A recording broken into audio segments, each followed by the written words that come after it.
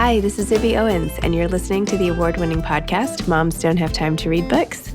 I'm also the host of Moms Don't Have Time to Lose Weight, and I'm the editor of the anthology, which you should run out and buy, called Moms Don't Have Time to, a quarantine anthology. All proceeds of that book go to COVID-19 vaccine research. And I'm the editor-in-chief of Moms Don't Have Time to Write, a new publication on Medium, and we're accepting submissions, so please send your personal essays there. And if all that isn't enough, you can follow me on Instagram at Zibby Owens, and my website is zibbyowens.com. Okay, now back to this amazing podcast. Thanks so much for the Raising Adults podcast, Future-Focused Parenting. Raising Adults is grounded in the future-focused parenting philosophy. Start with the end in mind. The co-hosts, Kira and Dina, are both parent coaches, doulas, and moms with a collective background in education, mental health, childbirth, child development, and more. They're all about helping families find the why behind the how, helping them parent with a strong intention, being proactive instead of reactive, and preventative instead of diagnostic. Understanding your why helps you do what is best instead of what is quick or easy. They talk about a large range of topics, coming at each of them with a long-range view, and they know parents are busy, so episodes are short, about 30 minutes long. All of their ideas are customizable because they're all about finding your why, which is unique to every family, and they laugh a lot and are dynamic hosts who make you feel like you're sitting down to coffee with friends. Check out Raising Adults, the podcast. You can follow them on all major platforms, podcast platforms, and on Instagram and Facebook at Future Focused Parenting or futurefocusedparenting.com. Michaeleen Doucleff is the author of Hunt, Gather, Parent: What Ancient Cultures Can Teach Us About the Lost Art of Raising Happy, Helpful Little Humans. Michaeleen is a correspondent for NPR's Science Desk. In 2015, she was part of the team that earned a George Foster Peabody Award for its coverage of the Ebola outbreak in West Africa. Prior to joining NPR, Doucleff was an editor at the journal Cell, where she wrote about the science behind pop culture. She has a doctorate in chemistry from the University of California, Berkeley, and a master's degree in viticulture and enology from the University of California, Davis. She lives with her husband, daughter, and German Shepherd Mango in San Francisco. Welcome, Michaeleen. Thank you so much for coming on Moms Don't Have Time to Read Books to discuss Hunt, Gather, Parent: What Ancient Cultures Can Teach Us About the Lost Art of Raising Happy, Helpful Little Humans. Thank you for this book. Oh, thank you. Thank you for having me. And thank Rosie for going on this world tour with you to help other parents destroy their own kids. So... Yeah, I think she probably had the most fun of all of us with the book writing. So, oh my gosh. How old is she now?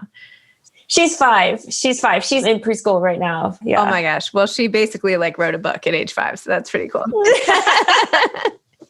I mean, it's really interesting because I travel a lot for my job, and it started to be this time when I was writing the book proposal, and she was starting to get mad at me. She was like, well, why aren't I going with you? And I was like, all right, you come with me and we'll do this thing. And so it was her idea completely to go. So, wow. Well, that's your first lesson in parenting, right? Yeah, exactly. You got to take their ideas. They have good ideas. Sometimes they're totally off their rockers, but every now and then she comes up with an idea and I'm like, wow, that's a really good idea. And before I wrote the book, I wasn't listening at all for those things. I was just ignoring basically everything she said. So wow. Even still, I don't know that I can barely bring my kids in the car for an hour, let alone, all these other concepts and everything. Well, I have to say the first trip to the Yucatan was a hot mess, a hot mess. And by the time we went to Tanzania, she had really, it kind of works with what I talk about in the book, just practice and training. She got so much better at it. And yeah, okay, wait, maybe in case people don't understand what we're talking about. Sorry. I kind of just jumped right in there. So why don't you explain the voyage you and Rosie went on, why you did it, and what you learned, and that will basically be a book synopsis.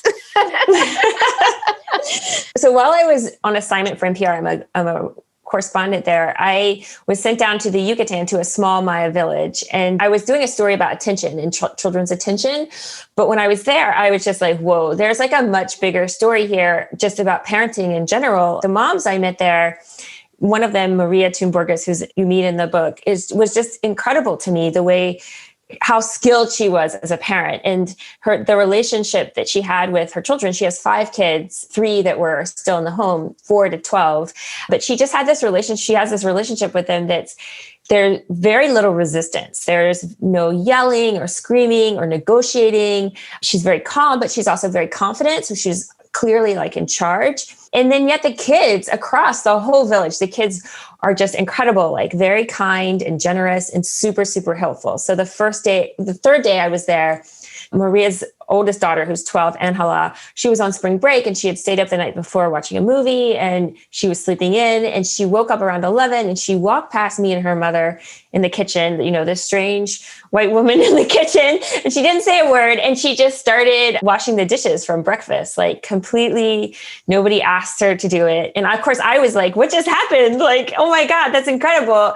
And Maria wasn't even very surprised at all. And she told me like, she's 12. She at this age knows what she needs to do. And so she does it. She's like, it doesn't happen every day, and I left there like just completely like stunned. I was like, I want to raise a child like that. My child at the time was 2 and she was just like a complete hellion. It was just like, there was just constant yelling and screaming. So I tried to read about it in parenting books and I could find very little.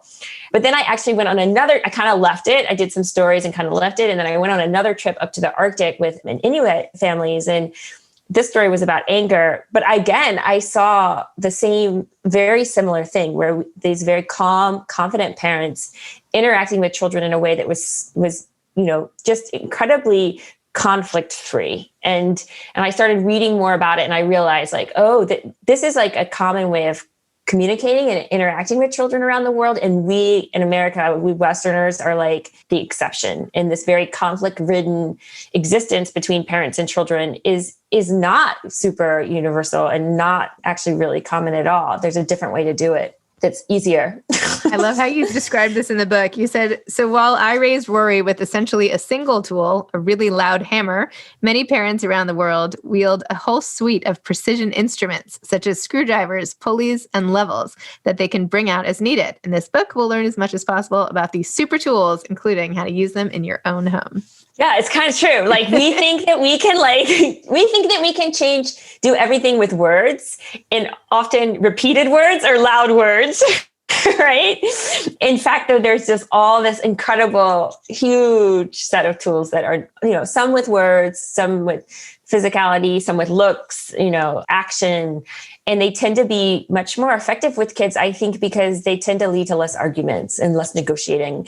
I talk about the look in the book. So this is super common around the world, that parents can just like shoot a look at a child, like across the room, and the kid like knows exactly what the parent thinks. And it's actually easier than you can imagine. Like once I do it, like Rosie knows. Like we were in the grocery store once and she picked up the candy bar and I just shot her the look and like she just like dropped it. Hey, show me the look. Do it right now so I can practice doing the look on my own. I mean, you just have to channel all the anger you have to him, like, oh yeah, just like, yeah. Or big eyes, Okay.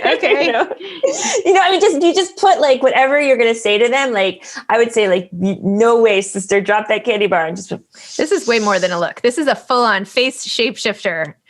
Yes, exactly. Yeah, exactly. It's as if a child says, what does an angry face look like? The face that a child would make themselves. Yeah, exactly. Right. Especially if it's from a distance, you want to like, but I'll even give them to my husband now. Like he'll say something.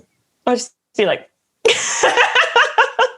and he knows, and he can't, the thing is you can't negotiate with a face, right? You can't really talk back to it because it's not talking to you.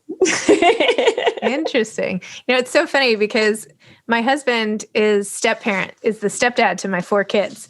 So before he even met them, he's like, yeah, when I was growing up, my dad would just give me a look and I would know. And I was like, yeah, what are you talking about?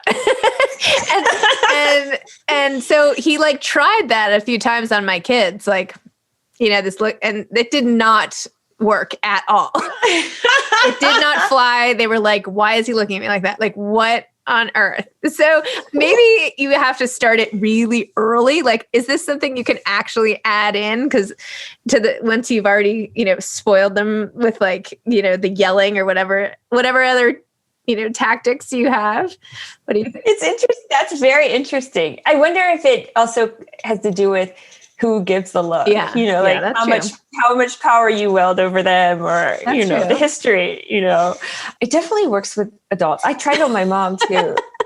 I think the thing is I think kids are, besides the look, I think kids are there's good evidence in psychology and that kids are built for nonverbal, especially younger kids, are built for nonverbal communication, right? There are a lot of words can be like, we think they're understanding us, but I don't think that they do, especially when they're little, right? We say all this stuff to them and we try to, like I say, we try to like have this logical conversation where I'm trying to explain, electricity and why you have to close the refrigerator door and like, all these really complex things to a 3-year-old. I mean, like how, how is she going to get that? One of my friends says, yeah, we like have these conversations with them, like as if they're like, 30, but then we want like to give them a plastic knife to cut something with, or like, so we treat them very like this weird, we kind of have it flipped around. Like I say in the book, we underestimate their physical abilities like hugely. That is something that I think could really change a relationship if we start to have a little bit more confidence in their physical abilities. And yet we really estimate their emotional abilities and their like intellectual abilities, their abilities to control their emotions. And so I think all the verbal input is one of those things where we're overestimating kind of their mental capacity to understand it and then act on what we say. I remember when I had really little guys, some expert saying, you're going to say like, don't put this there, but and all they're going to hear is sink. Yes. Like they'll hear one word that you say. Yeah. So I try, although of course I forget, to think about that when I can hear myself. It's like when they ask you, like, what does this word mean? And I'm like, well, irony really means like, and I go off and they need one word. They're like, we're done, Mom. Like, that's enough. Got it. Right. Yeah, exactly. And I think that that's another really good tool that I think you can definitely add in. I think you can add in all of them, but I think you can add in is the action tool of like just doing what you want them to do, or just like instead of like, okay, it's time to take a bath. Okay, 5 minutes to a bath. Okay, it's time to, okay, now we're going to take a bath. Like this kind of all this like lead up to it. Are you ready to take a bath? Do you want to take a bath? Like I saw one of the moms when we were in the Arctic, she just went and drew the bath. And then the 3-year-old just walked into the bath, right? There was no lead up. It was just like, why am I I know why I'm doing it, but it's like, why do we don't need to do all this narration. Kids are built to do what we do. We just don't give them the opportunities really, I think. So it's more than modeling. It's basically just like, but like, I don't know, because if I run the bath, sometimes they don't even end up in the bathroom at all. Do you know, like? Well, then you start to wonder, like, do they need to take the bath? Well, right. Yes. I've actually been wondering because one of my kids has been like, I don't think I need to take a bath every day. I'm not that dirty. Why can't we do every other day? And I don't really have such a great reason. Like, no, there's no reason. In fact, if you look at the science behind it, this gets to this idea that we do all this stuff that we don't need to do. That like somebody has convinced us that we need to do all this stuff. Like bath is a great one. And actually, if you look at the new science on skin and everything, it's really hard on your skin to take a bath every day, and like, especially if you use soap. And so one could argue that it's like healthier not to, but there's a whole list of things that we do that we think like that good parents do, and that like nowhere else in the world people have ever done this. And throughout history, we didn't do it. Western European Americans, European heritage people didn't do these things. And now we feel like if we don't do them, we're like a bad parent. So Rosie, after we went on these trips, she was right around age 3.5. I was just like, all right, it's up to you when you take a bath. I don't care. And like, sometimes she's kind of stinky and I'm like, I think you're kind of stinky. You should take a bath. And she's like, yeah, I am kind of stinky. I should take a bath, but I cut out like 90% of the stuff that I felt like I needed to do. And what that did was it like cut down on conflict, right? Because I wasn't trying to force her to do all these things, but and there's a lot of good evidence for this. It teaches her the initiative. So there's like, evidence that like everything you do for a child, over and over again, clearly when they're little, you have to do things, but everything that you kind of like do until they're like 12, 13, 14, kids cede that responsibility to you, right? And so they don't learn the initiative to take initiative and take responsibility for it. So like in the book, I talk about sleep and how, a 3-year-old can just put herself to sleep fine. And one of the psychologists told me, it's like, because the parent has never taken that responsibility for the child. The child has always determined when she goes to sleep, how long she sleeps. And so the child takes responsibility for it herself. And as a kid that just has somebody telling them when to sleep all the time, they never learn that skill of like, I decide when I sleep when my body tells me, or they never take that responsibility. I don't talk about this a lot in the book, but I think it's a big part of like why we have this like failure to launch kind of problem, right? Is because parents aren't giving children their like responsibilities to learn what it is to be an adult and learn and take initiative with things. Okay. So action items for me, which is what it all comes down to. I'm running I'm going to have like bathtubs all over the place filled with water for whoever they're not going to drown. I shouldn't even joke, but my kids at least are older. So younger kids, parents should not do this. What else? Should I just like wait till they're hungry and be like, we're not having a family dinner? What do you think about that? So how old are your kids? I have a 6-year-old and a 7-year-old, and then I have twins who are almost 14. So I think wow, you've got 4. Wow. But the older kids, they take showers and go to bed they do that stuff now. I don't have to tell them. They're like, I mean, I think it depends on what you want what's your goal with the kids, right? It really is about that. Like, do you want your kids to do chores easily without being asked? And, like Maria's kid, do you want your kids to get along? Do you want them to be kind or generous? I mean, it's like, what are your... all those things sound great. Do I have to pick? No, you don't have to pick. But some people are like, well, I want my kid to go to, Harvard. And I'm like, okay, well, I also want my kid to do the dishes. No, I mean, I think that the idea in the book is that whatever you want a child to do as kind of easily without having to nag them or bribe them, you start welcoming them into that task as early as possible. And people always ask me, but does it work for like an older kid? It absolutely does. It just takes a little bit of time, and you need to be a little more gentle with it and not so forceful. I think with the little kids, you can be a little bit more hands-on. But so for instance, if you want your kids to, help clean up afterwards with the dishes, then make them part of the whole meal, right? Like have them come over while you're cooking and come help me cook. And I mean, if you have 4 of them, you guys could cook and clean up so fast, it'd be incredible. Like think about if you were all working together. Actually, during the pandemic, we had the opportunity to do that many, many times.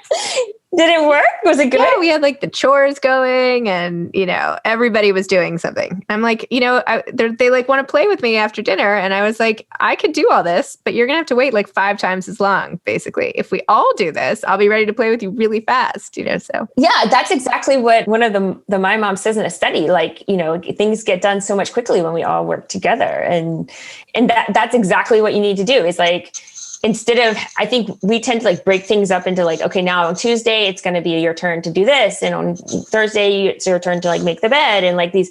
But if you actually want kids to want to do it and enjoy doing it, then you've got to like all do it together. So like the emphasis on like a shared responsibility. So just like you say, like we all clean up together the dinner and we'll get it done faster. We all work together to do the laundry. Like every Saturday, we all do the laundry together, including the husband. Like it's a shared task that everybody is doing as a family because everyone lives in the family and everyone needs clean clothes. And so it's kind of a shifting of a mindset of like individual tasks versus this is like what all the family does. So yeah, so it's actually gotten a lot better in terms of like my husband and I don't fight over chores anymore because we're all working, it's a shared responsibility that we're all doing. I feel like I should put you in touch with Eve Rodsky. Do you know who she is? She wrote a book called Fair Play, and she designed this whole system for parents to divide chores. But you're both essentially saying the same thing. To not fight about something, someone has to just have the responsibility for it, start to finish. So like, if I'm going to tell a kid, that bath time is up to them. They can bathe when they want, as often as they want. They can decide when to turn it on and drain it and whatever. And I'll like never bother them about it again. You know, my fear is that they're just not going to do it. But so it's not just, so that's kind of like you've turned it into like the free range bath, right? And that's not what I think, that's not what I'm saying. It's there's somewhere between, right? So it's this idea that like, one way we think is like, okay, every night before it's like this very strict schedule. And then the other way is like, okay, I'm just not going to have anything to do with it. And I think what I'm arguing in the book is that there's actually some other way where it's like the child decides, but you can still guide them. Mm-hmm. Right. So, I mean, we're talking about baths, but this could be anything, right? Like from, hitting the sibling to like whatever, right? Where you're not taking the choice, or at least the sense of choice, away from the child, but you're not also ceding complete responsibility to the child. So it's like me talking about, okay, you're kind of stinky. I think you need to take a bath, and if I really wanted her to take a bath, I would be even heavier with it. Like, I'm going to go draw the bath now. You need to get in the bath. And then like, or I'd just go draw the bath and then like take her hands and walk her to the bath. Right. So like, I mean, so I think that's we kind of swing between these two, like very strict micromanaging and like very free range. But I would argue that most of the world sits between, where it's like the child is involved in the decision and involved in it. And you're paying attention to what the child's doing, but you're also have some goal in mind. Mm-hmm. Right. And that the two goals are like trying to meet here in the middle. I don't know if that makes sense. It makes sense. I like it. I do. I like it. I think with each subsequent kid that I've had, I've become more like that than I was in the beginning. Interesting. Yeah. Because it's like less conflict. Yeah. And just like, I don't have time. Yeah. Like the other night, my littlest guy, he just would not put on his clothes and he would not eat dinner. And I was like, well, I've got to, like, we all have to eat. Like, I can't, in the olden days, I would have been like on the floor and trying this tactic and this, and I would be sitting with him and I would be like bribing him and I would be like, getting upset myself. I would be like, and I would like ruin the whole dinner. Right. And this time I was like, I'm going to sit and enjoy the dinner with my other kids.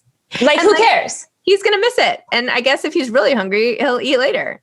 And, Right. Exactly. You've like weighed the consequences of it. Right. Like, and one of the moms in Alaska told me, she's like, just go to the relationship. Like, always think of the relationship. Like, how is this going to affect my relationship with my child and the relationship with the family? Right. And so if you made this big deal and had this big argument, was that going to help things? Would that help the relationship? No. Right. Like, I think sometimes we get these like blinders on because we think we have to do these things. We have to all sit at the table. We have to all take a bath, and we sacrifice like peace and we sacrifice time. Yep. When we don't really need to, right? And P.S. at 8:00, we were trying to eat at 6, and I ignored the whole thing. And he like sat, with no clothes on, like in the next room, like having a fit about it. And then like maybe half an hour later, he put on his clothes. And then by 8:00 that night, he was like, I'm hungry. I'm like, oh yeah, you ready for dinner? And then he ate the dinner. Oh, so you saved it for him. That's perfect. Yeah, I saved it. I didn't feel like it was for, I felt like I did a terrible job as I have like a naked child, like writhing on the floor. And, my husband's like, I'm like, just leave him. So I don't know. Oh, I think it sounds like a master class. Oh, thanks. What harm has it done? I don't, like the child's perfectly fine. And he came to dinner the next night. Like, it didn't happen again. It's not like it became a pattern, because that's always the fear, right? If I let the kid not to, I don't know. But it didn't happen again. So that's a very weird thing too, is this idea that like we're going to ruin them at any moment. Right. Like, or the window of opportunity is going to close. Like, oh, you have to do this before they're 4. Or when they're babies, it's like that, right? You have to do it before 4 months or they're never going to sleep by themselves, or like, this is crazy. I mean, that's just craziness that like nobody else ever on the planet thinks such things. It's very strange. Well, tell me for 2 seconds about the actual writing of this book. How long did it take you to write? Like, after you did all your research, and did you enjoy that process? I loved it. I think it's the best part of I love traveling, but I love writing. And it took about a year, almost exactly. I took a year off from NPR and we traveled a little bit before.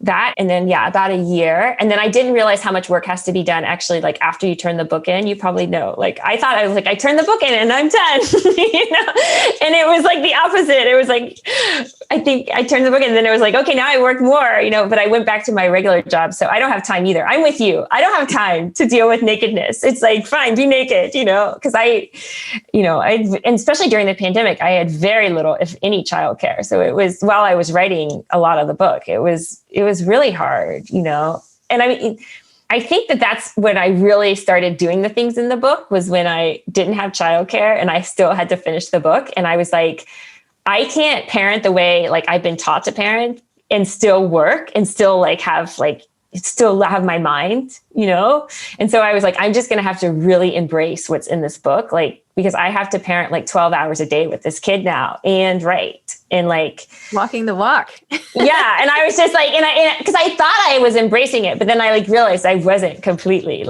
at all, she's going to have to entertain herself and she's going to have to step up and make lunch and she's going to have to do all this stuff. And it took a couple of weeks. There was a lot of screaming at first, but she did it. There was something on the other side, of that screaming. And so that was a long answer to your question, but I loved it. I loved writing. How about you? Did you like writing your book? I love writing. I love any chance I get. What advice would you have for aspiring authors? Somebody told me that it's the best advice I think I've ever got was, just go write. Right? There's the only way you're going to get better is to write enormous amounts. And there's so many places now to write. And so, just start writing and start sending things to people, figure out the place you want to write for, and then write a piece and send them to them. Writing is all about, at least for me, is volume, right? The more, I will write 4,000 words before I really understand what the chapter is going to be about. I have this kind of sense, but then I'll write into, I'll actually write my way into the point of the chapter or the real narrative structure of it and stuff, which sounds crazy, right? You have to have this real confidence in yourself that something's in there. But yeah, it takes time. I've been a professional writer now for 11 years. And before that, just trying, but it takes a lot of time. Wow. Well, thank you so much for my parenting session. I really appreciate it. I don't know if I helped. You sound you were a master. You're a master. You had the words masterclass and my parenting in the same sentence. And so that's it for me. Thank you. We'll see what happens at dinner tonight. Anyway, thank you. And thanks for the wonderful book and for all the journeys you went on to help the rest of us and get us out of our own heads a little bit and back out into the world. So yeah, exactly. If it doesn't feel like it's worth it, it's probably not worth it. Forget it. Naked dinners all around. Naked dinners all around. Thank you so much. Okay, thanks so much. Bye-bye. Okay. All right. Bye. Thanks to Kira and Dina for sponsoring our episode with their Raising Adults podcast, futurefocusedparenting.com. Thanks for listening to this episode of Moms Don't Have Time to Read Books. Don't forget to follow me on Instagram at Zibby Owens and at Moms Don't Have Time to Read Books. Also sign up for my newsletter at zibbyowens.com and sign up for my virtual book club and meet lots of authors on Zoom every other week. Thanks so much to Steve and Ryan at Texture Sound for the sound editing. And thank you to Morning Moon Productions for providing this fantastic intro and outro music.